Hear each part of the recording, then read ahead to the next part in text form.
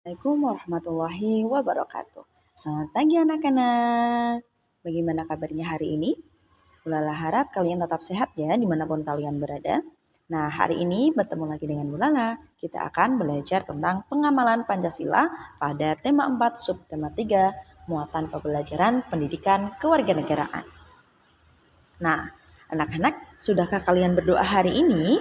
Kalau belum, ayo kita berdoa bersama-sama agar pembelajaran pada pagi hari ini bisa berjalan dengan lancar. Nah, berdoa menurut agama dan kepercayaan masing-masing, berdoa dimulai. Berdoa selesai. Nah, anak-anak, apakah kalian masih semangat hari ini? Nah, Ulala harap kalian masih semangat ya. Masih ingatkah kalian dengan sila-sila pada Pancasila? Ada berapa sila? Ya, betul sekali. Ada 5 sila. Ada 5 sila. Nah, anak-anak, hari ini kita akan belajar 2 materi. Yang pertama adalah makna sila ketiga, serta penerapan sila ketiga dalam kehidupan sehari-hari. Pada minggu yang lalu, kalian sudah belajar tentang makna sila kedua. Nah, minggu ini kita akan belajar makna sila ketiga. Jadi biar runtut, biar urut. Nah, masuk pada materi yang pertama, yaitu tentang makna sila ketiga. Nah, di situ sudah ada gambar. Gambar apakah itu? Iya, betul sekali. Gambar pohon beringin. Gambar pohon beringin. Pada pohon beringin ini termasuk simbol sila ketiga dalam Pancasila yang berbunyi Persatuan Indonesia. Jadi Pancasila sila ketiga itu memiliki bunyi Persatuan Indonesia. Nah, sila ketiga ini disimbolkan dengan pohon beringin. Dalam sila ketiga itu terdapat kata satu, persatuan, satu, yang berarti utuh atau tidak terpecah belah. Utuh atau tidak terpecah belah. Nah, pada pohon beringin ini di sila ketiga pada Pancasila itu memiliki artian atau simbol tersendiri. Apa sajakah itu? Yang pertama adalah pohonnya yang besar. Pohon beringin yang besar dan rimbun merupakan perwujudan negara Indonesia sebagai tempat berteduhnya seluruh rakyat. Kemudian sulur atau akarnya itu akar gantung. Dan akar pohon Indonesia dan akar pohon beringin ini yang menjalar ke segala arah menunjukkan keberagaman Indonesia yang terbentuk dari berbagai suku, bahasa, budaya, agama, serta ras. Nah, di Indonesia itu memiliki keberagaman yang berbeda, baik itu suku, ras, budaya, agama, dan lain sebagainya. Kemudian akarnya yang kuat, jadi pohon beringin itu juga memiliki akar kuat serta berumur panjang. Hal tersebut bermakna bahwa persatuan dan kesatuan Indonesia itu harus terus ditegakkan dan semakin kuat. Lalu ada warna putih. Warna putih yang mana, Bu? Warna putih pada backgroundnya atau pada latar belakangnya. Jadi warna putih yang menjadi latar belakang pohon beringin ini memiliki makna kesucian, suci, kemurnian, murni, serta kejujuran. Nah, jadi diingat dalam sila ketiga tadi terdapat kata apa?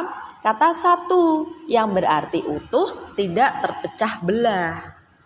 Nah, hal tersebut menunjukkan walau terdiri dari berbagai latar belakang, baik itu agama, suku, ras, bahasa, dan lain sebagainya, kita itu harus tetap bersatu. Untuk apa? Untuk mewujudkan bangsa yang kuat seperti akar pohon beringin.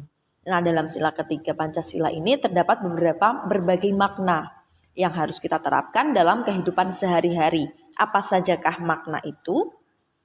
Yang pertama adalah menjunjung tinggi kebersamaan antar individu dalam bermasyarakat. Jadi menjunjung tinggi kebersamaan, saling membantu, saling bergotong royong antar individu dalam bermasyarakat. Yang kedua adalah bersama-sama dalam mewujudkan persatuan bangsa. Agar apa? Agar terhindar dari segala bentuk konflik dalam masyarakat, dalam ataupun luar masyarakat. Kemudian, mengedepankan kepentingan bangsa di atas kepentingan pribadi dan golongan secara ikhlas. Jadi kita itu harus mengedepankan kepentingan bangsa. Tidak boleh kepentingan pribadi dahulu yang diawalkan atau dikedepankan. Jadi kita harus mengedepankan kepentingan bangsa. Yang keempat adalah menanamkan rasa cinta tanah air serta rasa bangga terhadap kebudayaan yang terdapat di Indonesia. Karena di Indonesia itu terdapat keberagaman budaya yang banyak, maka kita itu harus menanamkan rasa cinta tanah air dan rasa bangga. Karena apa? Kita itu punya budaya yang banyak sekali di negara kita. Nah, yang terakhir adalah memiliki jiwa patriotisme, nasionalisme, pantang menyerah, serta rela berkorban demi bangsa dan negara kita. Negara kita itu negara apa? Negara Indonesia.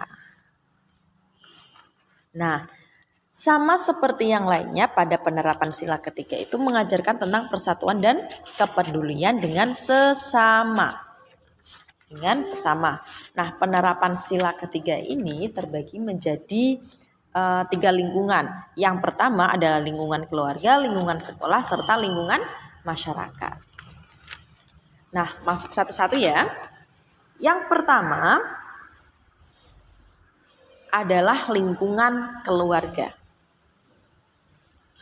Ada apa sajakah pada lingkungan keluarga? Yang pertama adalah giat belajar agar membanggakan keluarga. Jadi ketika kita giat belajar, kemudian kita dapat beasiswa, entah itu beasiswa di dalam negeri ataupun di luar negeri, maka keluarga kita itu akan bangga dengan kita. Dan banyak orang juga yang merasa bangga atas pencapaian kita. Kemudian berperilaku hormat kepada anggota keluarga yang lebih tua. Kalau kita kakak berarti kita harus menghormati orang tua. Kalau kita adik berarti kita harus menghormati orang tua serta kakak kita. Dan seterusnya. Yang ketiga adalah selalu menjaga kerukunan antar anggota keluarga. Jadi harus rukun, tidak boleh bertengkar, tidak boleh berantem atau bahkan balas dendam, itu tidak boleh. Kita itu harus rukun dengan keluarga kita, dengan kakak, adik, ayah, ibu dan lain sebagainya.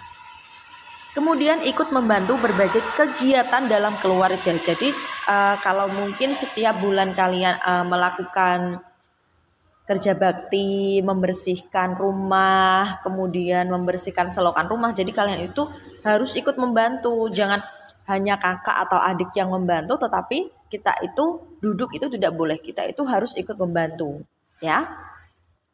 Kemudian di lingkungan sekolah. Nah, di lingkungan sekolah ada apa sajakah itu penerapannya? Yang pertama adalah saling menghargai dan menghormati sesama teman. Itu sudah tentu. Jadi kita harus menghormati dan menghargai. Yang kedua adalah mengikuti upacara bendera di sekolah. Jadi ketika ada upacara bendera, biasanya kan hari Senin ya upacara bendera itu. Nah, kita itu harus mengikuti. Jadi tidak boleh yang lainnya mengikuti, kita duduk. Itu tidak boleh. Kita itu juga harus mengikuti upacara bendera. Lanjut ada menjaga kerukunan dengan seluruh warga sekolah. Nah, ingat seluruh warga sekolah itu tidak hanya teman dan guru, ya. Bapak penjaga, ibu kantin, bapak kantin, bapak satpam itu juga termasuk warga sekolah. Jadi kalian itu juga harus menjaga kerukunan, ya. Kemudian ikut serta dalam kegiatan gotong royong di lingkungan sekolah. Nah, biasanya kalian kan kalau masuk ke sekolah kan ada kegiatan kerja bakti. Nah, kalian itu juga harus ikut serta dalam kegiatan tersebut. Nah, lanjut pada lingkungan masyarakat.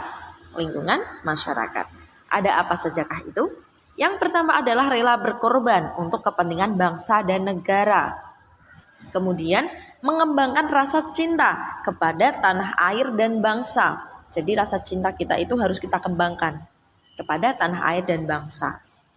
Kemudian bangga menjadi rakyat Indonesia. Kita itu harus bangga menjadi rakyat Indonesia. Kita itu punya kebudayaan yang banyak. Kita itu punya kepulauan yang banyak. Kita itu punya bahasa yang banyak.